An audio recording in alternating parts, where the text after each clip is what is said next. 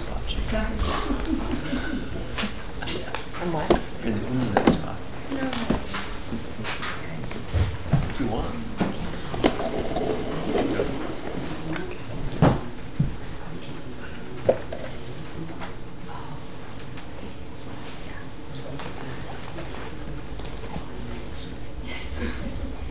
Sashi Puki Junshi Medo Tram Lira Linshi Nende Yambadi Sangye Shindu Nite Uwagi Yokun Nandak Shinla Jupasho Idam Guru Ramamandala Kamyatayami Sangye Shudam Soki Chonamba Jamshu Vadu Dakni Kyasuchi Daki Chinyen Gipe Sunangi Drola Benchir Sangye Drupasho Sangye Shudam Soki Chonamba Jamju Bardu Dakni Katsuchi Daki Jinyen Gipe Sunangi Drola Benchir Sangye Drupasho Sangye Shudam Soki Chonamba Chanchu Bardu Dakni Katsuchi Daki Jinyen Gipe Sunangi Drola Benchir Sangye Drupasho.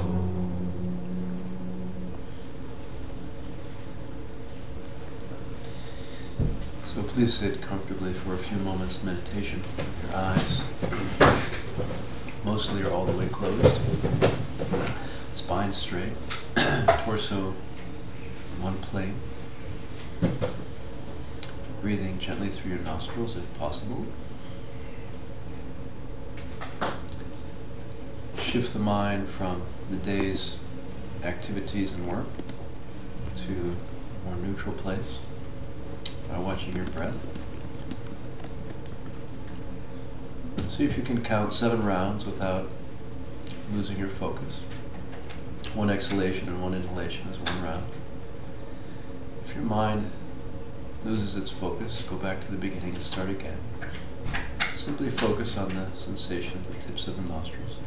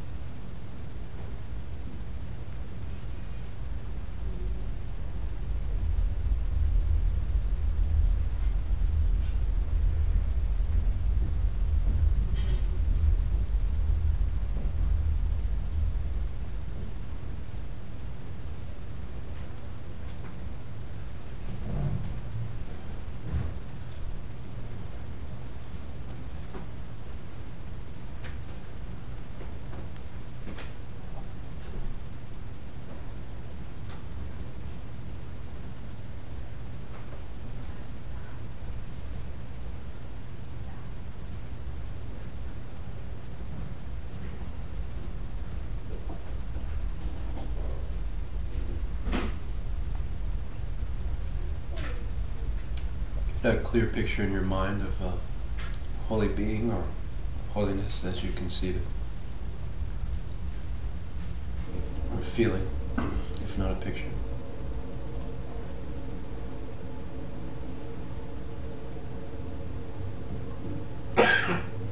Feel that presence here with you.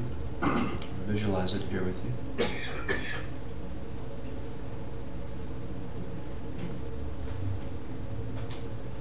You can express some humility by bowing or prostrating or filling all of space with emanations of yourself prostrating.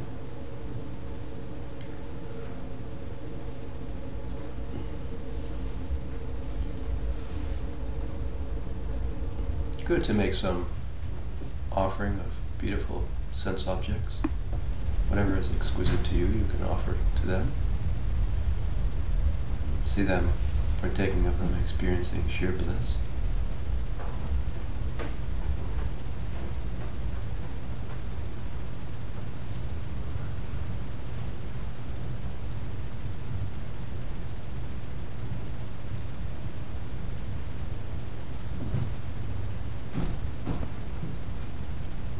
Feel very happy about something good you did today. Try to see it clearly and specifically. For yourself or for someone else, it doesn't matter. Feel very happy about it.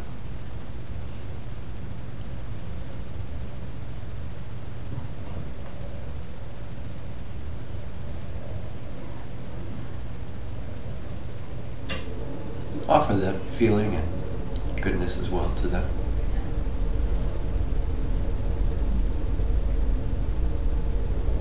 Recall your greatest negativity of the day, the greatest harm you did to yourself or someone else.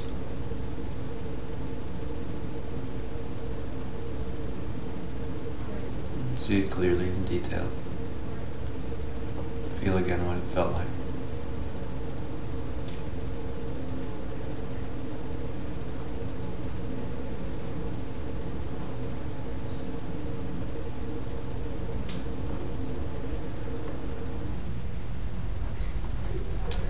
Acknowledge that it's the opposite of the joy and goodness you just felt.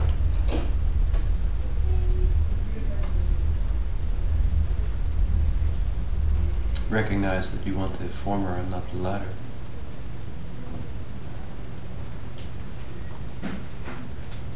And see how you cause this feeling within yourself. You have caused it for yourself again in the future karmically. Regret that, feel some regret in your heart that you will feel it again and again, and that you did feel it already.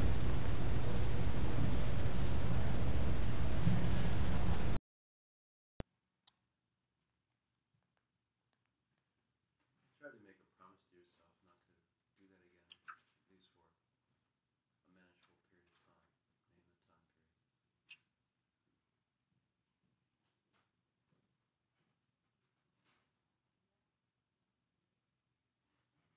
Decide upon an antidote and some positive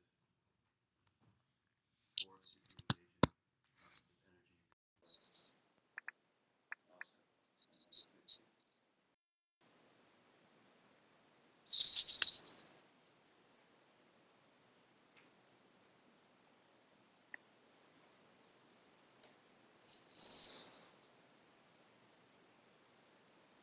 Bring your awareness again to the holiness that you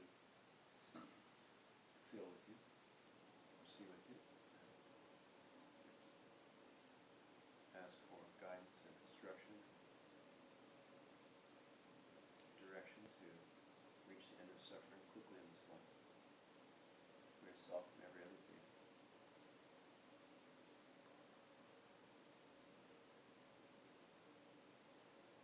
You could see them coming close to you, becoming smaller, positioning above your head as a glowing form of light, crownward, peaceful.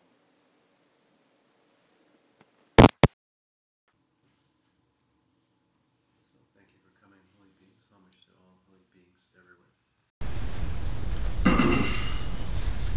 I think Maria probably has quizzes for those who are interested. Any takers? Yeah. Okay.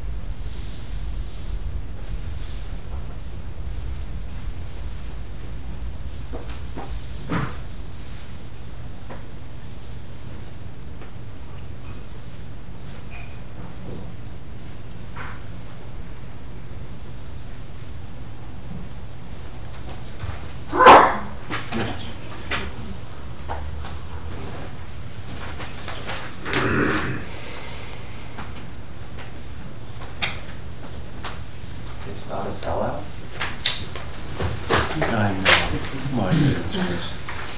Let's all go home. Anybody can just walk in.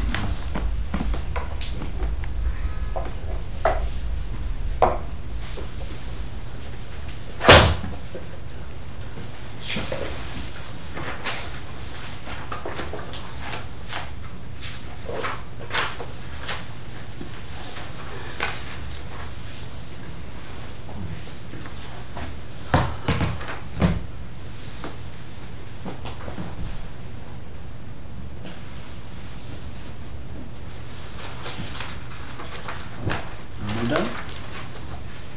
Okay. So we've reached a place in the text where Master Shantideva talks about different kinds of wrong ideas we have about ourselves, how we think of ourselves and how we hold ourselves. The first, we have Wheel of Life. The first link in the Wheel of Life is a blind man with a cane. I can't see it, but typically it's a blind man with a cane, which represents ignorance, right? Usually ignorance about ourselves and about our own nature, which is the cause of all the suffering in the world, according to Buddhism. If we didn't misapprehend who we are and what we are and how we exist, we wouldn't be causing suffering for ourselves and for other people. So tonight we're going to concentrate on that, the cause of all the suffering in the world, which is us. So that all the wrong ideas we have about ourselves are divided into two groups by Master Shantideva. Please say Denzin, Kuntak, Denzin Kuntak. Come on. Denzin Kuntak. It's a sleepy. Not only is it not a sellout crowd, they're lethargic.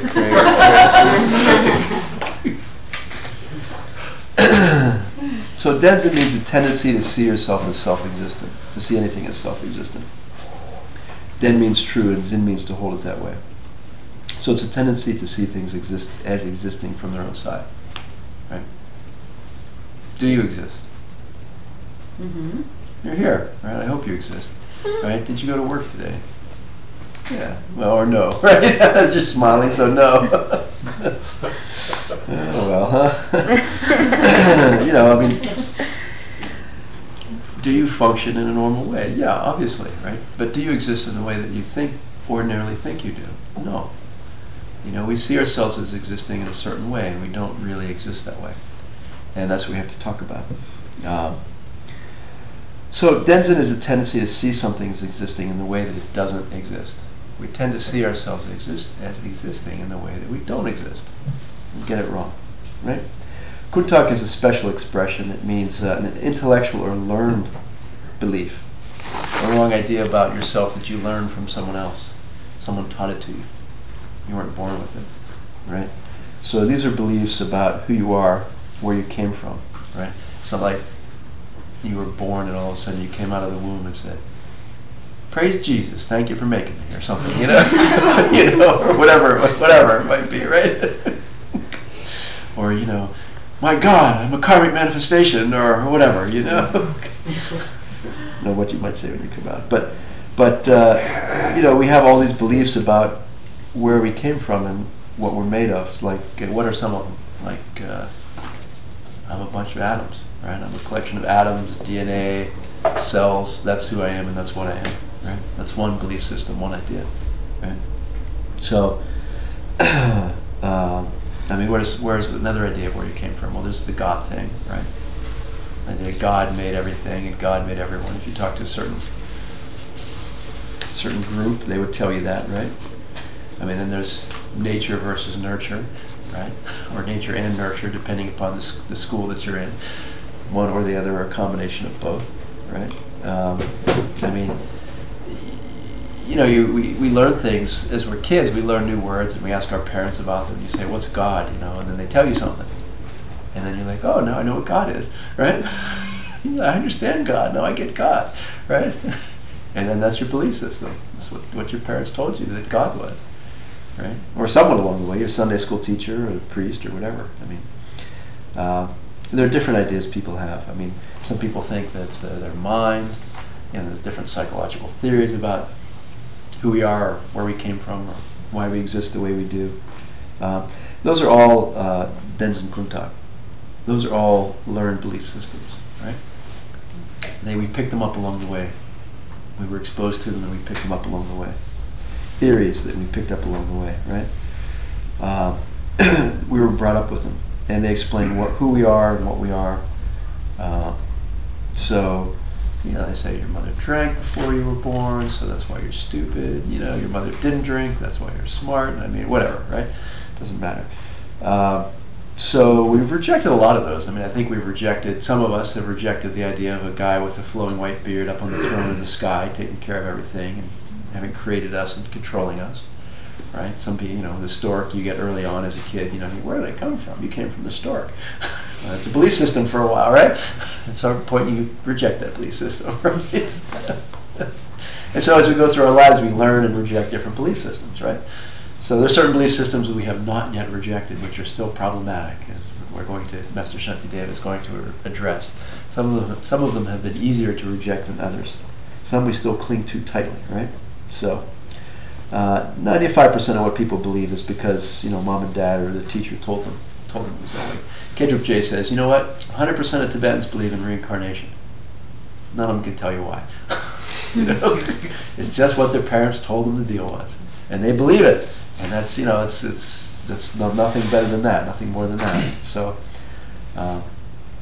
so our understanding of who we are and where we came from are mainly based on these learned belief systems, right? So there are different flavors, different ideas that cultures have passed down for thousands of years. You know, the Egyptians had their own belief system, and, you know, on and on and on. So they're historical, cultural accidents almost. You know, when were you born? What culture? What society? You know, what myth, right? What belief system? You know, that's what you grow up with almost, right? So we, in our time, lean heavily on science. You know, we believe in the scientific. We have a scientific belief system, and I think for the last probably 100 years or 200 years, I don't know how long people have believed in science. But if you go back to the scientific beliefs of 150 years ago and look at them from our scientific perspective today, many of them are fairly ludicrous, right? I mean, my son has a book which is the stories of what they used to do medicinally to people to cure them of different things, from drilling holes in their head to, you know, swallowing noxious substance to bleeding them to, you know, all sorts of unpleasant things. And so much of what we take to be factual science today will be thrown out, you know, 100 or 200 years from now. There'll be advancements or shown to be very crude or very rudimentary or false premise or whatever the case may be. I mean, if history is any indication, right? I mean, that's the way it's gone throughout history, and will likely be that way in the future again. Further refinement and further discarding of old, discredited ideas, right? So, I mean, my mom is into things she reads on the internet, you know, so she sends me articles and she says, Dr. Merkle says that this is wonderful for your health and you should buy it and do it.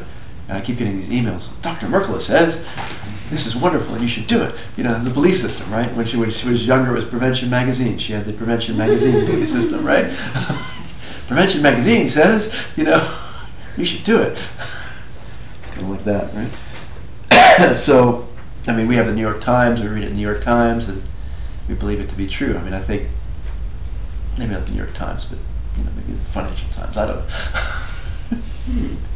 So we have all these things which we take in, which are presented to us, which we take to be true, and often they're not, right? And most of these ideas are repackagings of things are self-existent. You know, things exist from their own side. These are all different ideas, different presentations, and different repackagings of the same old wrong idea that things exist from their own side. And so Buddhism really chucks them all out the window. You know, to think that I must be self-existent based upon my atoms or God or DNA or environment or whatever it may be is wrong according to Buddhism, and you have to just throw it out. So there's another kind of denzen, holding something to be true. Please say denzen. Denzen. Hlenke. Hlenke. Hlenke means inborn, and denzen means, again, holding to be true. An inborn tendency to hold things to be true. So, denzen is, again, the habit of seeing, tendency to see things as being self-existent. And hlenke means innate or inborn. It's not a product of our culture, our intellect, or learning throughout our lives. It's like bugs are born with it, dogs are born with it, elephants are born with it, we're born with it. So every sentient being has it. And that's the tendency from the first moment of existence to misperceive things, to misperceive the world, as being self-existent. So these are two different kinds of misunderstanding about ourselves. Right? So inborn and learned. The one which comes with a package, you could say. You know, you're born with a certain mind and faculty and senses, and it comes with that package. You know, it's like your PC. It only comes with one operating system, you know, even if you don't like it, right? You just preload it, and that's what you get, right? Bugs and all. Occasional crash. Similar, right? I suppose so.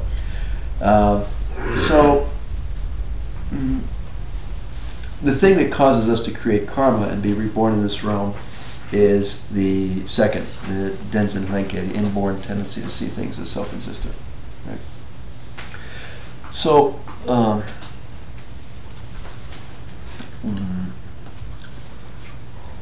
give you the Tibetan definition just because it's there. Please say tsor, drupte, logyurwa, latu, gyupe, denzen. So, so means mainly, tsor means mainly. Drupte means a school of thinking or a belief system. You know, like there's a belief system that said we came from primates, right? We evolved from amoebas and then fish or whatever it is, and primates, and eventually evolved into human beings. That's a belief system, right? The church says it's God. That's their belief system.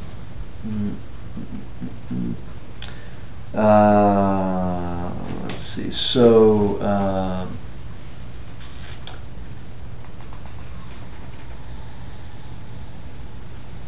latu means depends.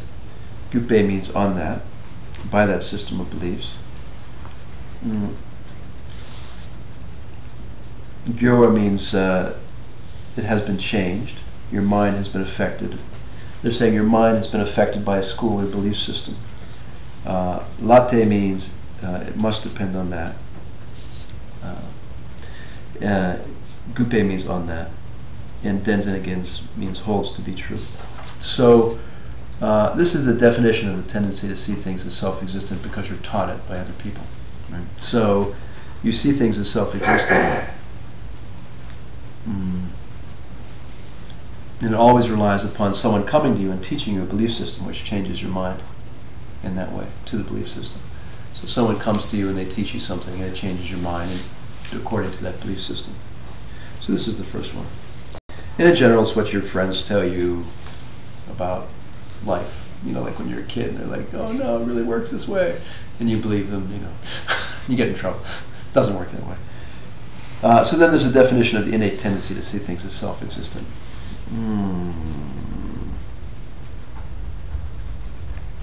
I'm just going to give you English. I'll read it. I'm not going to ask you to repeat. I'll read it. Tokma means the beginning. Mepa means without time. Jesu Shukpa means it is continued. Drupde Lo means your belief. Sorry, Drupde is belief and Lo is your mind. Gyur has been changed. Magyar is a negative, has not been changed. So the whole thing is people who have and people who have not been exposed to a belief system both have the tendency to see things as self-existent. And this has been the case from beginningless time. I mean, essentially they're saying it doesn't matter what belief system you're exposed to. Your mind has functioned this way for beginningless time. And you're kind of stuck with it, really. So, we talked about it last week at the end of class, right?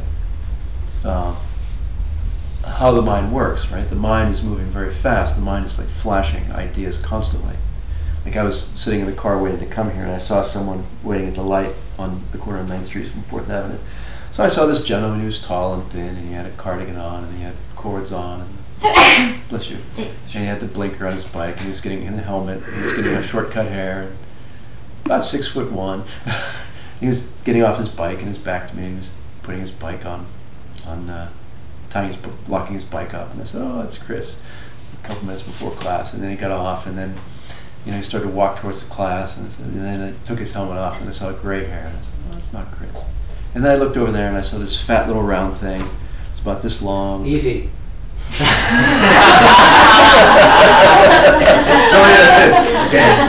about this high. It's only about this high, okay? Take it easy. All right.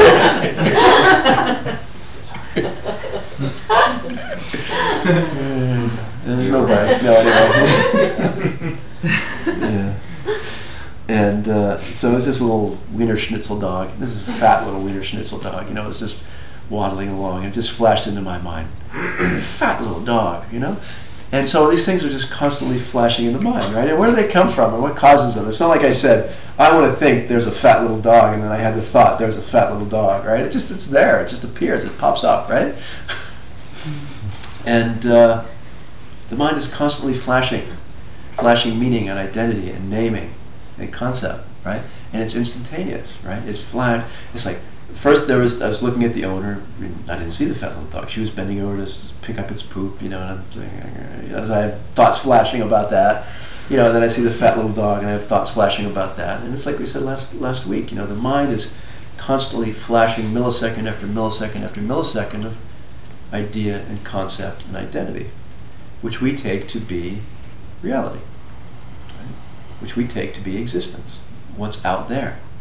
I'm experiencing flashes of my mind, flashes of conceptualization of my mind, right?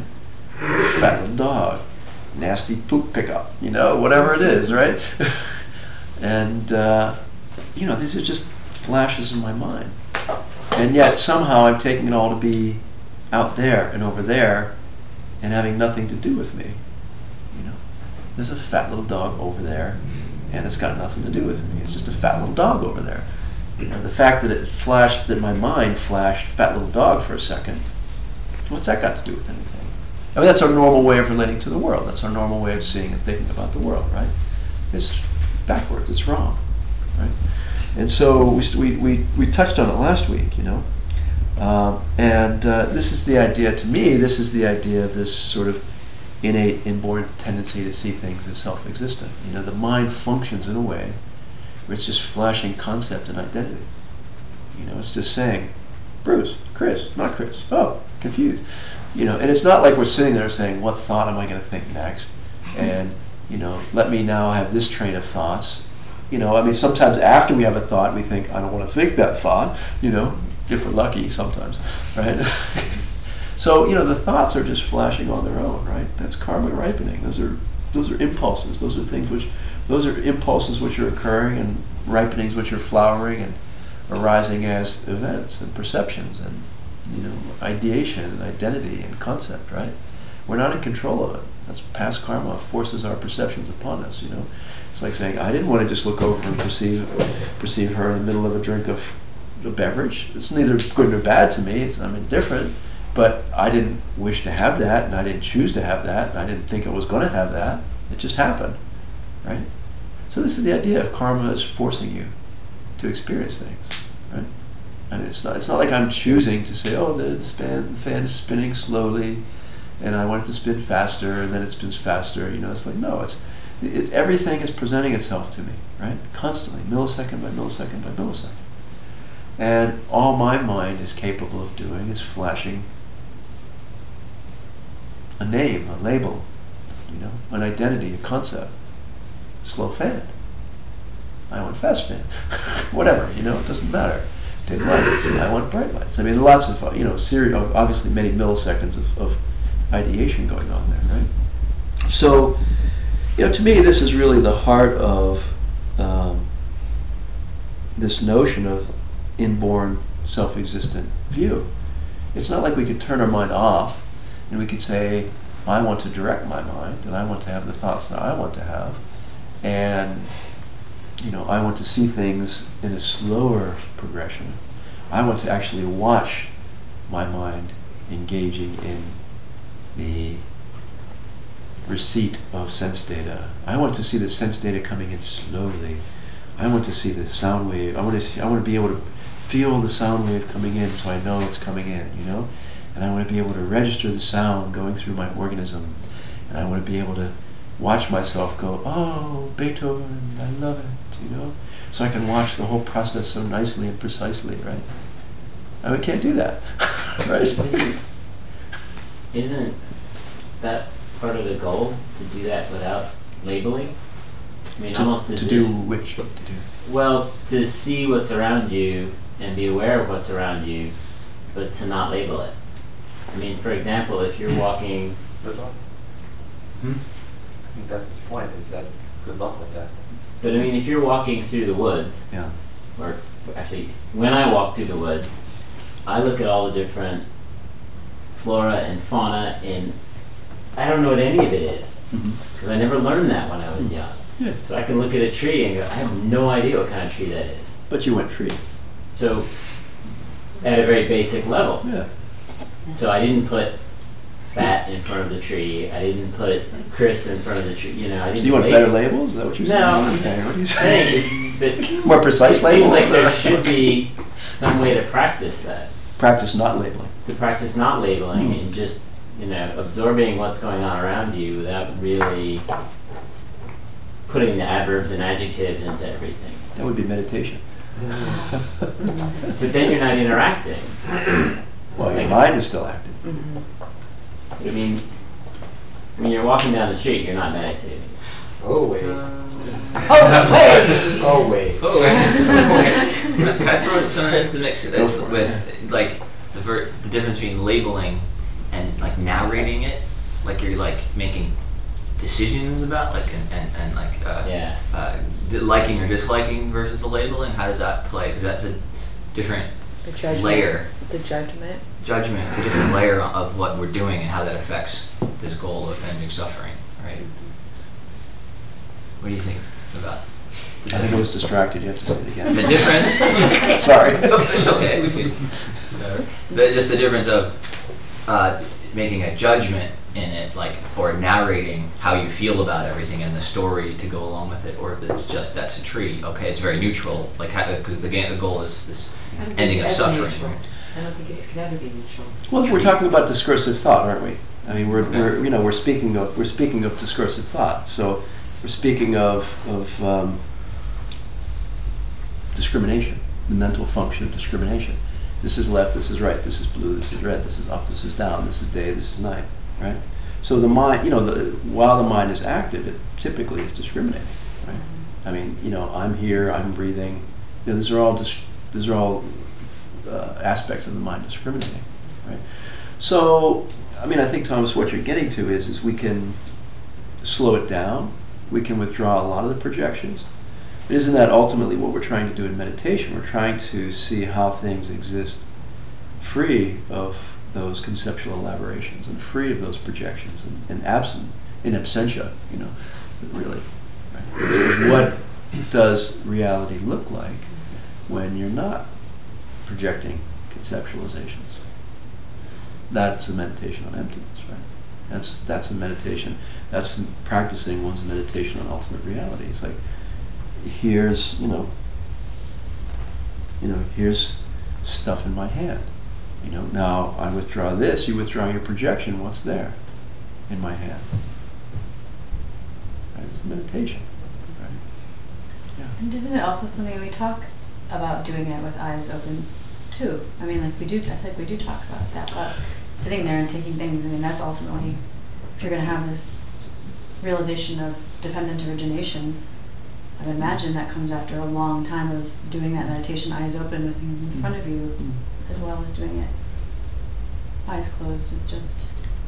It's an intellectual process too. And so, you know, most of our intellectual processing happens while we're sitting around with our eyes open. You know? So there's a lot of intellectual study required. There's a lot of reading and talking and thinking and listening. And, you know, a lot of that is eyes open. And then in deep single-pointed concentration on the cushion, though, it's a different matter. Can we place the mind in a space where it is still and focused and single-pointed and not discriminating, you know, not elaborating, you know? And as one meditates, one can. I mean, we talked about it last week also. You know, at a very basic level, when you start to meditate, the mind is all, you know, we don't have the poster, but there's the 9 stages of shamatha with the monkey, the white monkey, and the white elephant and the monkey. You know, and you know, you have the monkey mind in the beginning where the mind is all over the place and you can't even calm it down, and eventually you get the mind to calm down as you meditate more. And then after you get the mind to calm down, then you're able to get the mind to stop engaging in conceptual elaborations, you know, where the mind is no longer doing its dualistic discrimination, you know, where you can abide in single-pointed concentration. You can have the mind hold an object, you know, without subject-object discrimination, for example, you know. And then, you know, and one can personally and practically observe in meditation that the mind can be still and absorbed and not active at the level of conceptualizing and projecting conceptualizations. So that's all, you know, readily confirmable through one's cushion practice, right? But then obviously on a more subtle and deep level to perceive ultimate reality, it goes beyond that. It's more, right? More better. Right? Something like that, right? Okay. So, what's the difference between these two tendencies? The natural tendency to see things as self-existent and the one that you've been taught. I mean, what's the difference? One of them you get rid of when you see emptiness directly. Which one? Yeah, the one that you know, all of the bad stories you were told throughout your life about how things exist. You know, Santa Claus and the stork and God and, you know, and even the Easter Bunny. Even the Easter Bunny, you know, and if you buy more shaving cream, you'll have more girls, and, you know, all of it goes out the window, right? Whatever they're trying to sell you through the media. So the intellectual one is the one you get rid of in the path of seeing. After you know, when you come down from that experience, you're in deep meditation. Your mind withdraws from the senses, and you go to the first level of the form realm. You experience that level of reality, ultimate reality. And then you come down, and when you come down out of that experience, you know that all of the other belief systems are wrong. You know for a fact because you've experienced it directly, right? So, do you still see things as self-existent? You know, when you open your eyes and you come out of meditation, yes, you still see things as self-existent, right? So, but you don't believe it anymore, right? So the Aryas know they're wrong. So, they directly perceive that every single event of their life was perceived falsely and inaccurately. You know, every single perception of the entire life, multiple lifetimes, was incorrect. Was just wrong. So, the one you're born with is much harder to get rid of. Obviously, you have to get rid of it if you're going to get enlightened. So, on this progression of the path, you know, we're moving along, and we reach the third of the paths, right? The path of seeing. Are the 5 paths? Anybody remember 5 paths? Digression. Just to throw it out there. Preparation. Path of preparation. What are you doing? Preparing to. Wait, is it preparations for accumulation? Preparing. Tell me. Well, tell me what's the path of preparation. What are you doing on the path of preparation? I was getting confused. I'm getting confused between the two. I guess the path of preparation, you're preparing to see emptiness. Right. So accumulating, you're accumulating the causes to get teaching and things like that. So accumulation, preparation, seeing. Yeah. So your path of accumulation, you're accumulating virtue and causes to succeed in your spiritual practice, basically. And then the path of preparation, you're preparing to see emptiness through intellectual study and meditation and discipline. And then the path of seeing is the third path, and then fourth path. Path of habituation, where you no longer schmuckji, right? Not UG, not. or one. As you asked the other week, can one be a schmuck after they're an Arya? So during the path of habituation, the Arya who might be a schmuck loses their schmuckness, right? Which is the fourth path. We could rename it as the, never mind. And then the final path, the path of no more learning, right? Where you become enlightened, right? All right. So,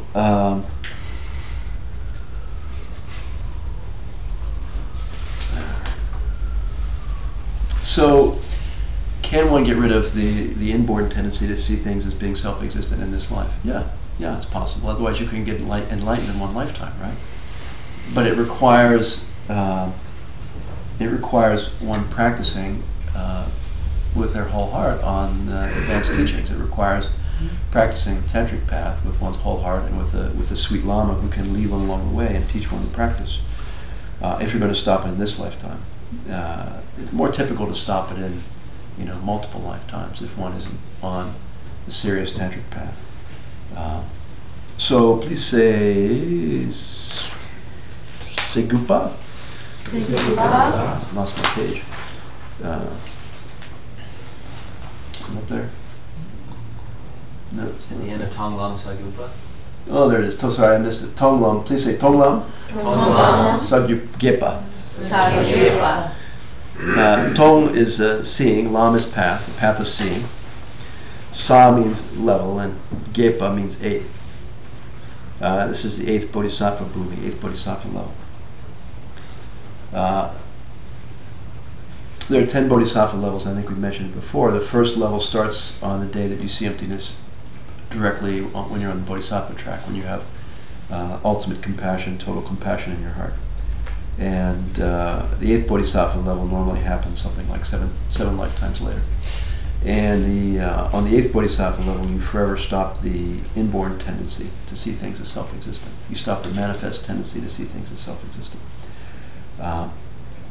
And even after that, there are seeds there are bakshaks there, but they can never ripen and they can never bring their result. And then on the 9th Bodhisattva Bhumi, you're cleaning all those latent seeds which can never ripen and then becoming enlightened on the 10th Bodhisattva level. So you still see things as self-existent up until you reach the 8th Bhumi? The first, yes, and that corresponds to the path of habituation, right? So if you think about it, the first Bodhisattva Bhumi is as soon as you see emptiness directly on the Bodhisattva track. Well, you still have the whole path of habituation to work through, right? So it's not like at that point you realize, I thought that you realized when you perceive emptiness directly, you realize the truth of everything, so you don't see things self-existently because you understand where everything comes from. I mean, you have a visceral experience of that. Mm-hmm. But what do you see with your eyes when you're walking around after you have the experience of emptiness? Ones and zeros. No? Did you see you went back and saw the movie again too? No, I was just thinking about it today in the subway. Yeah.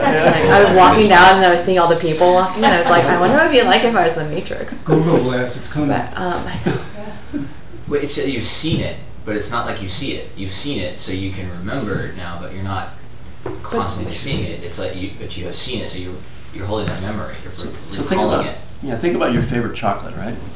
So like you get ready to eat your favorite chocolate and you sit down and you eat your favorite chocolate and then it's gone. right.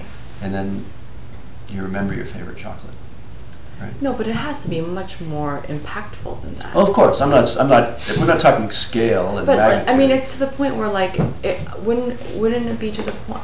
I would assume, I would hope. Please, like, tell me this is going to be bigger than that because I'm going to really on that. If it's going to be like a memory, I'm going to be like, what? I'm working so hard for that. You're like, just a distant memory, I another know, distant memory. that's Like, You know, I mean, isn't it to the point where you just see the world vastly differently? Yes. You know, it should. I mean, it should be right. Yeah, like rocks your mind world, right? altering. But Like, you're still here, yeah, so it is yeah. a memory, right? Yeah, it rocks your world, it's mind altering, it blows your circuits and all that.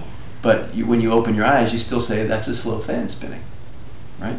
And because your mind is still functioning in the same way, your senses are still functioning in the same way, and you still have a storehouse of karma to work through, right? And you haven't eliminated the innate self-existent view that you're born with, right? but do you intellectually understand? Yes.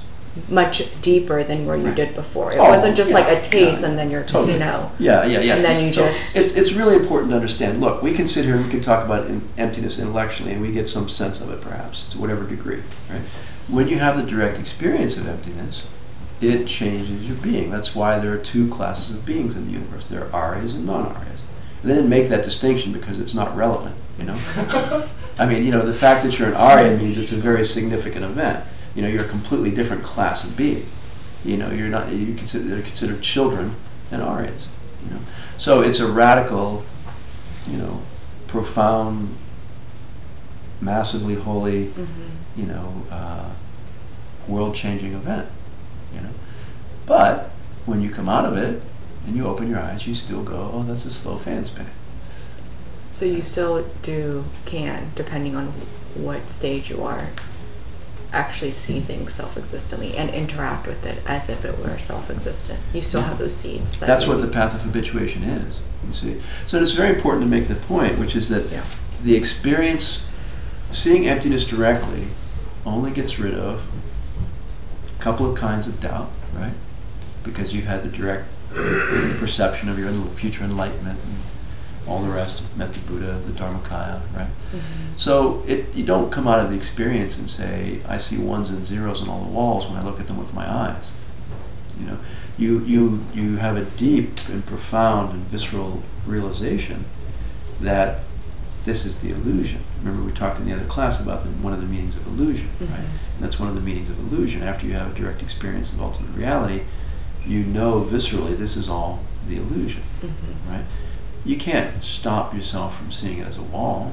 You can't stop yourself from looking down and say, you know, my fingernails need to be trimmed. You know, it's all still functioning in the same way because we still have those karmic seeds which have not been finished. If it were otherwise, think about it, if it were to be otherwise, having the direct experience of emptiness would have to somehow take care of all your past negative karma, right? Or a lot of it. Right. And it's not what it is. It's a karmic ripening, you know. It's not a whitewashing of your karma, you know. It's a perceptual event, not a transformation of all your past karma. You know what I mean? So you think of it in that way. You know, the experience of ultimate reality is a perceptual event like every other perceptual event. It's a very high, holy perceptual event. You know? And based upon that perceptual event and that experience and that realization, one lives entirely differently.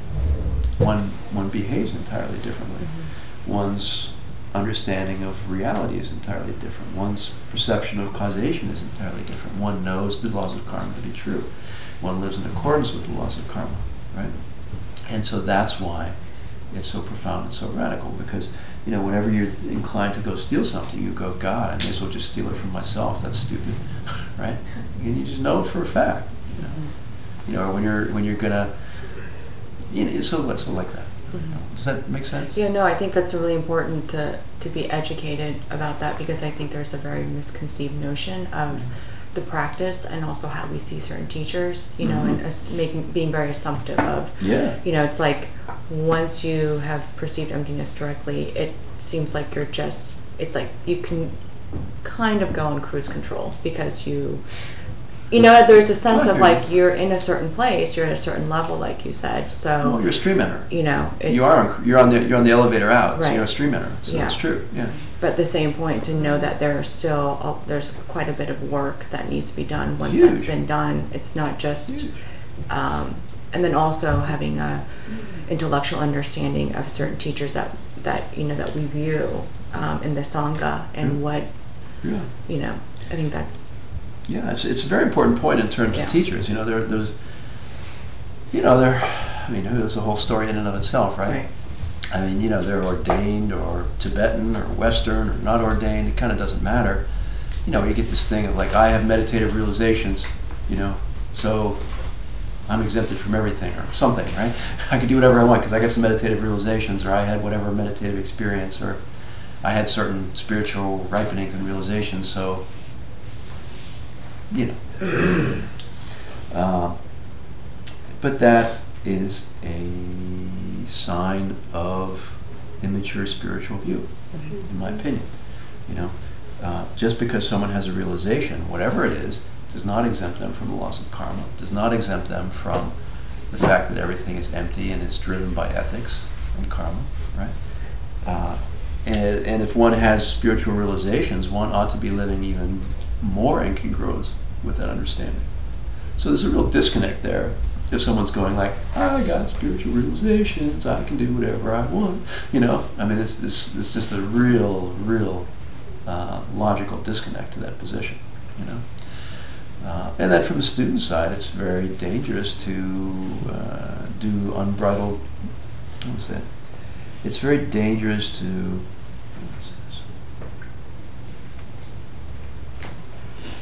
it's very important to do positive holy projection, and it's very dangerous to do it without discrimination. Right? So someone could be an Arya and they could still be a schmuck because they're on the path of habituation, perhaps. And you know, they may have like 6 more lifetimes of working on their lying issue, or on their stealing issue, or on their sexual misconduct issue, or whatever it is. You know, I mean, you know, some Tibetan Rinpoche had like 3 different suits brought against him for sleeping with his students. You know, he's like, you know, maybe he's an Arya. I don't know. It doesn't matter. You know, is it helping people or harming people?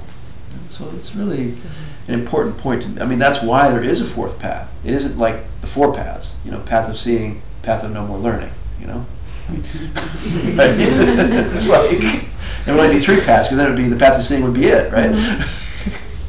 So, you know, there's the whole 4th path going on there, which is losing your schmucky behavior after you saw emptiness, right? Or whatever it is. So, makes sense? Yeah. Okay. Thank you.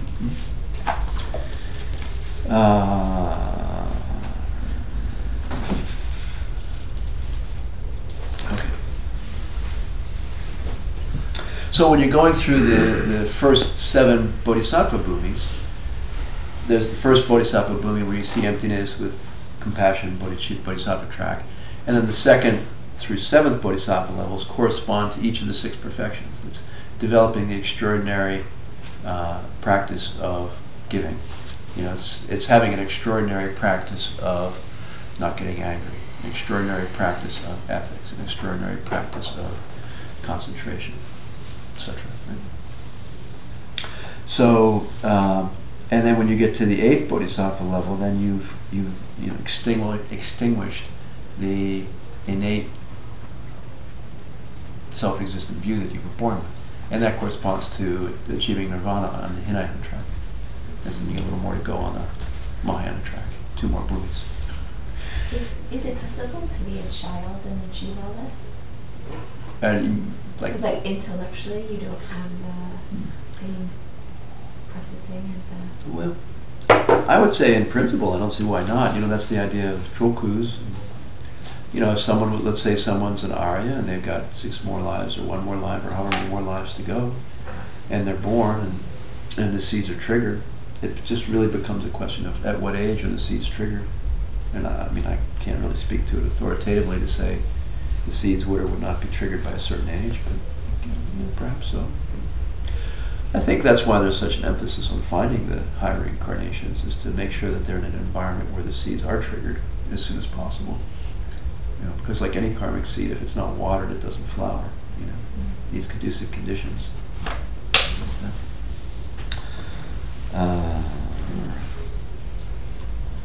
So, I mean, it's kind of scary to think of, like, you know, your 3rd grade teacher who read the sports page and, you know, and smoked cigars and drank beer and, you know, watched soap operas, like, established your worldview, you know?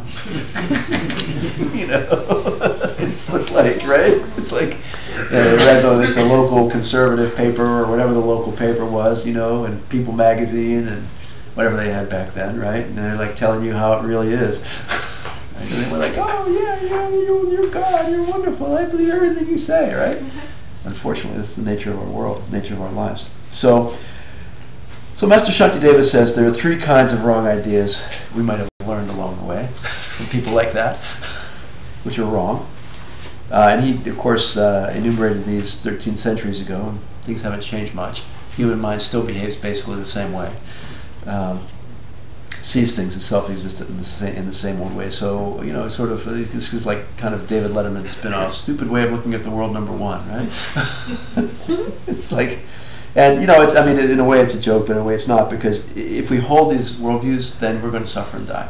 It's not possible to end our suffering if we believe these things, if we live this way and we believe in these things. They don't work, they're not correct, and they lead to suffering and death. And so we have to replace them with something that can get us out of suffering and death. And that's, you know, that's the point of looking for a different worldview and a different way of relating to the world is to find one which will provide a basis to be able to achieve the end of suffering. So the Buddhist worldview can get you into a Buddhist paradise in this life, and that's why we're here. You know, if we didn't think that, there wouldn't be any reason to come to class. It's not that we're here to just be a little more friendly and a little happier and to, you know, to die with a more equanimity. You know, I mean, the point is to put an end to suffering and death and to help other people do that. So if you're tired of suffering, you have to give up the New York Times and all the other worldviews. You know, they don't function, I know. It's even the Sunday Times. They don't function to put an end to suffering. So these are 3 wrong ideas. Please say Gansak, Dang, Pumpo, Jewo, Dang, Kolpo, Shindu, Zimpa. Gansak means a person, Dang means and, Pumpo means heaps, Jewo means master, Dang means and, Kolpo means servant, Shindu means similar, Zimpa to hold as. So, okay, so when they talk about your heaps, your skandhas, they're talking about your bits. I mean, in Buddhism they have this idea of the skandhas. It's just the stuff that makes you up, and they divide it into 5 heaps or piles. There's your arms, your legs, your mind, your discrimination, etc., etc. So that's all they're really talking about. So the stuff that makes you up, your jealousy, your happiness. When they talk about Jewo, the master, it's the idea of someone who's in control of something. You know, the master is in charge of the house or the kingdom or whatever. And so that's the context in which they're using the idea of a master. So this is a wrong idea that typically we have. It's this idea that there's some part of us which controls all the rest of us. Like there's a part of me in charge of my body.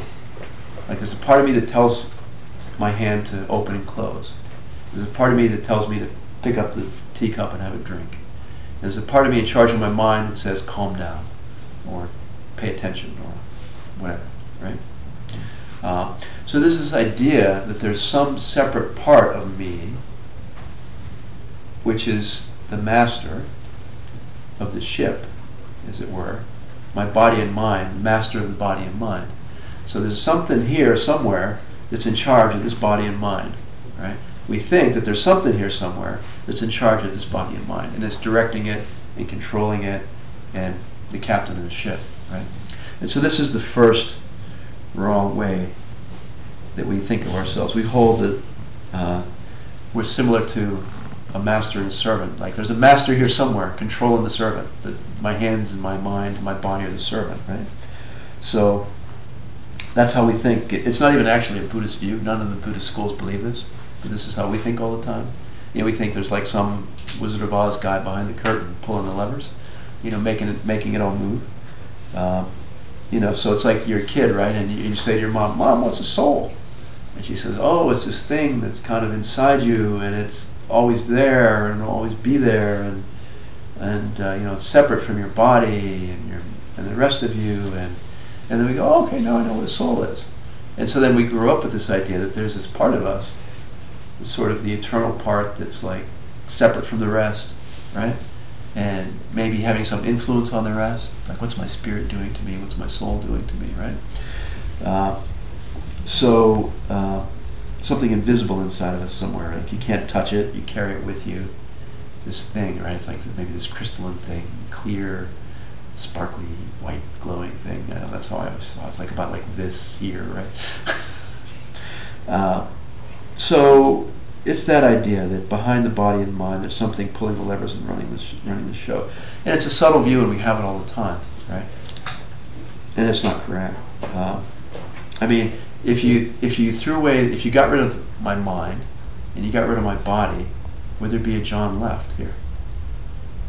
I mean, not really. But this is the thought that there would be something left. You know, there's some little special crystalline white thing that would be left behind. It's like, you know, the soul or the whatever. We grew up with it. You don't look at me funny. You know what the soul is. Yeah. Yes, I do, of course, but but then in the next breath we go on and on about the subtle body. I mean, we Buddhists, and we go on and on about different layers of consciousness which function radically different ways and are all but dissociated from each other. And we go on about prana, and we go on and on and on, and lung, and so forth. So how are we in this context then to kind of disregard all the parsing, all the discrimination that we make amongst the various bodies and minds? We're going to come to that. That's probably after the break, but we're going to come to that. I promise.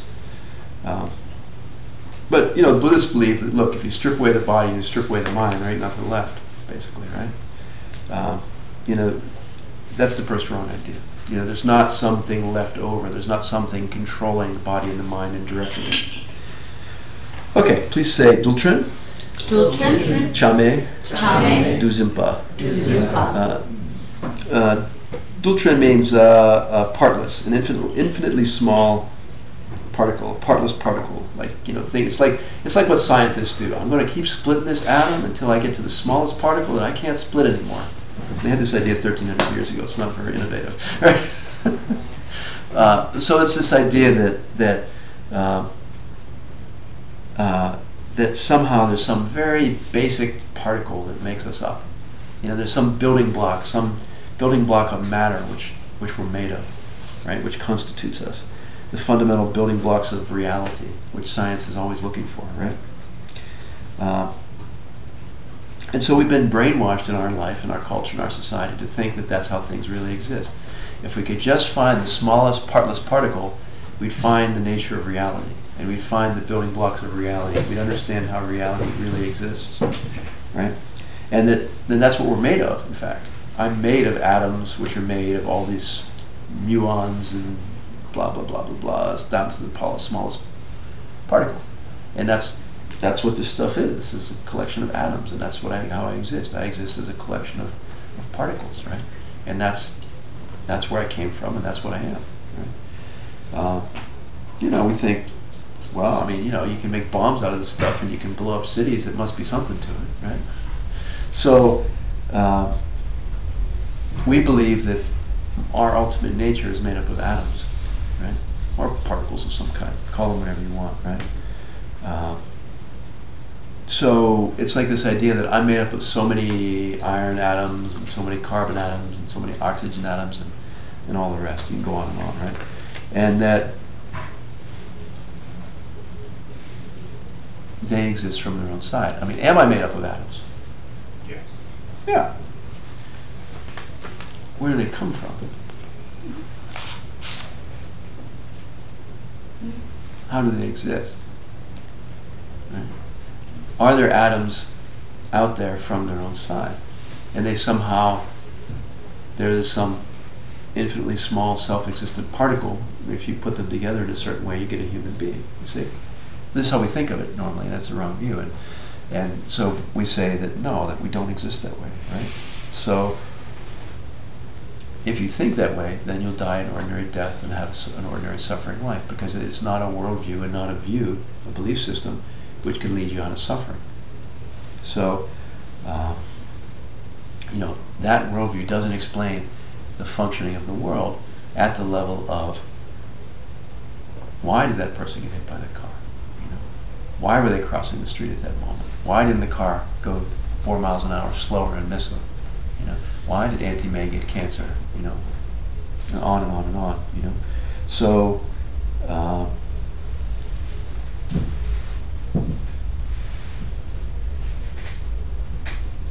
Do atoms exist? Mm-hmm. Yeah. Do they exist in the way we normally think they exist? No. How do they exist? As a concept, right? I mean, atoms are strictly a concept. I remember when I went to chemistry class in high school, and they're like, you know, they had the billiard ball model of atoms. It's like, you know, okay, there's these balls and they circle around each other. And then I got to college, it's like, well, the billiard ball model is kind of passé now. Now we have a probability cloud of an atom, you know. And then, you know, 10 years later, they're like, well, we don't really have a probability cloud anymore. You know, now we have a whatever it is, right? And you know, it goes on like that, right? So, I mean, we're brainwashed thinking. We learn these ideas, and we brainwash into thinking that they're self-existently true. And we go through life thinking that, yeah, I'm a bunch of atoms. There are really these little billiard balls floating around, and somehow they're me and making me function, and that's what I am. And you know, it doesn't work. That worldview does not work to end our suffering. It does not work to reach paradise. It's a dysfunctional, broken, inaccurate worldview that we were brainwashed into learning. You know, I mean, I remember I looked at a text not long ago, and it was I don't remember how they took the picture, but it was a photo of RNA transcription. You know, it's a very basic genetic level. It's like, oh, we finally got a picture of RNA transcription of a gene replicating itself. It was like a little squiggly line of light. I was like, okay, well, are you telling me it's all just squiggly lines of light? You know, what? You know, so it's like, how are you going to conceive of this stuff? You know, and it's like, and we're walking around going like, no, I'm really atoms, you know, and they're balls, and they're floating around in an orbit. It's because somebody printed it on a piece of paper, and they gave it to you in class, and you read it, and you believed it. That's all. There's nothing more to it. And if you keep believing it, you'll suffer and you'll die. You know, so that's the problem. There are no self-existent subatomic particles. Right? Nothing wrong with science except that it doesn't include the idea of good deeds and bad deeds and karma. You know. So there's no such thing as self-existent atomic particles. So they don't exist, and our mind has from beginningless time grasped onto things like this, that they do exist like this, right? So it's a problem. Our mind is imposing the idea of these subatomic particles. It used to impose the idea of billiard balls, then it imposed the idea of probability clouds, then it imposed some other idea. If the mind were not imposing the idea of subatomic particles, they wouldn't exist for me. You think they had subatomic particles 200 years ago? Maybe they did 300 years ago. You know? No, there were no subatomic particles 300 years ago. So it's like that, you know. So all of these beliefs come down to misunderstanding objects and how they exist, and misunderstanding the basic nature of objects, right? It doesn't, and they don't. These wrong worldviews don't explain our life. They don't explain the universe. They don't explain what makes us happy and what makes us suffer, and how to get it, and how to reach paradise. They just don't. So, sadly, okay. Okay, third one. Please say Shepa, Kechik, Chame Du, Zimpa. So Shepa is your mind, Kechik is instance, Chame is indivisible, Du is that, and Zimpa is the whole. So this is to believe that these indefinitely short instants of the mind are self-existent, and they make up your life over a lifetime. You know, we think about who am I? So we're talking about who am I and how do I exist, right? Like, what is my life? Like, who am I? I'm my life, right? I mean, it's very interesting if you step back and you think about how we conceive of this, right? And if you just frame the question, who am I? Answer, I'm my life that I've lived so far, and my life that I'm going to live, which hasn't happened. So, but then, what is my life that I've lived so far? Who am I? Well, I've had this experience, and I've had this experience, and I have all these discrete experiences, right? And so I am this collection of all my discrete experiences over a lifetime. That's who I am. That's how I exist. That's what I am. Right? So this is another wrong way of thinking about ourselves. This is another incorrect view about how we exist. You know, because why?